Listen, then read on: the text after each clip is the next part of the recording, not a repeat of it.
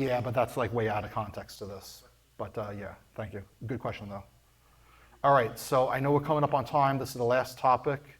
So radio sonde and HAB stuff. I'll go through this pretty quick. Every day in the United States, there are mostly 2 launches every day from 91 sites. In the US is 91, Canada has like 30, Mexico's 15. I think around globally there's about 300, I kind of lost count. But do some basic math. If there's a weather balloon launched twice a day from all of these sites, it's really like 220,000, but I felt like that number was like ridiculously big, so I kind of scaled it down to 175 plus. But that's actually pretty crazy. I think that kind of touches on a little bit about who presented before me. So there's a lot of things that are being launched, and we're just talking about just weather service balloons in the US as well as other countries. So that's what we're going to talk about. So between the 401 to 406 megahertz range is where these get launched locally. Up to New York, middle of Long Island, near Brookhaven and Albany are 2 the launch sites that are closest.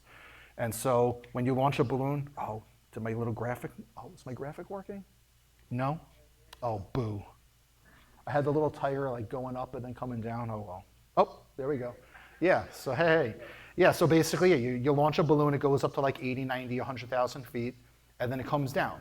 If you were like a student, yeah, you do that and like hopefully the balloon doesn't drift and you get it somewhere nearby. That's not so much the goal here. So with weather services, they use this for what's called upper air observation. So they're getting data like wind direction, wind speed, temperature, and humidity.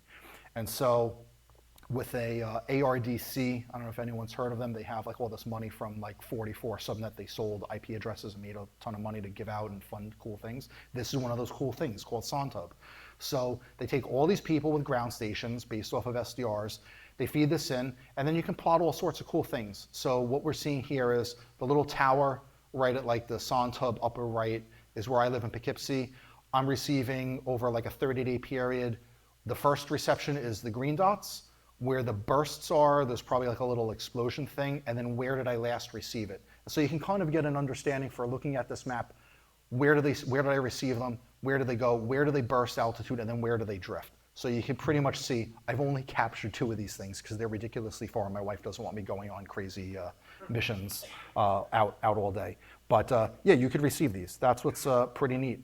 Yeah, so you get all these cool data visualizations on the SonTub website.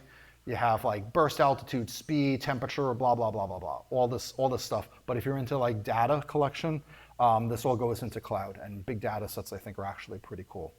But this is what's really cool.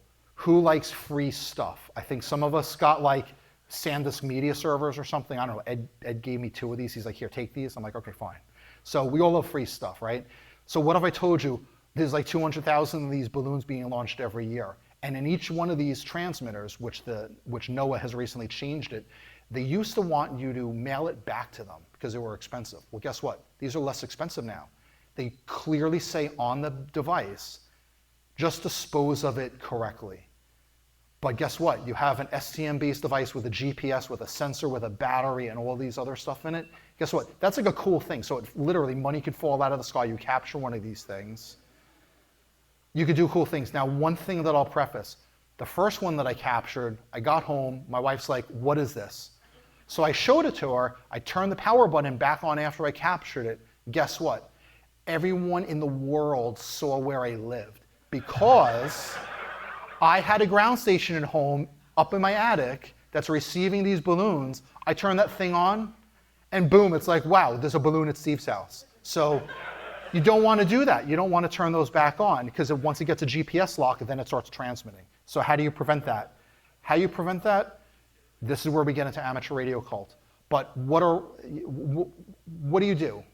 There's all these cool things. It's like a real life game of Pokemon. You can catch them all.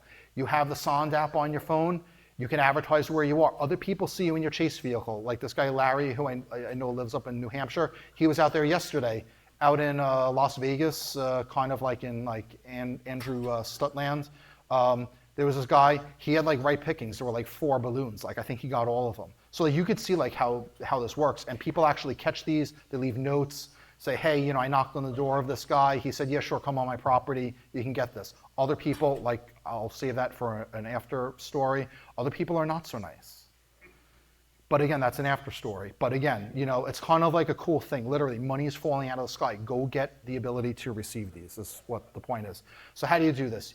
Go, you get an SB32 with a little OLED screen. You 3D print a case. You put it together. Now you have like a little portable Pokemon balloon catcher thing. So you can do this. Or you can do something else. You can get the Radiosonde Auto RX, again, my favorite QR code. You can install that on a Raspberry Pi. You hook your SDR up to it, you have an antenna. Maybe you leave that at your house. Your app can look at where that is on the ground station network, and then you can see that. Or you could also take this and take it mobile with you. So there's like all sorts of really cool things that you can do to enable your ability to capture all of the rare Pokemon balloons that are landing all over the place. My friend Joe W2JB is his amateur radio call sign. He lives in the middle of Long Island somewhere. This past 12-month span, I think he's up to like 22 balloons that he's captured. Most of the other ones have gone into the ocean. I've only captured 2 because I'm not crazy and driving like all over the place. But there's people that are catching these. It's like a cool community, and like people stay in touch and they see all their notes. So that's that. And then here's where we get into the best part: reprogramming things. Right? We all know about debug and all these other stuff. So yeah. So you connect wires here, here, here, here, and here.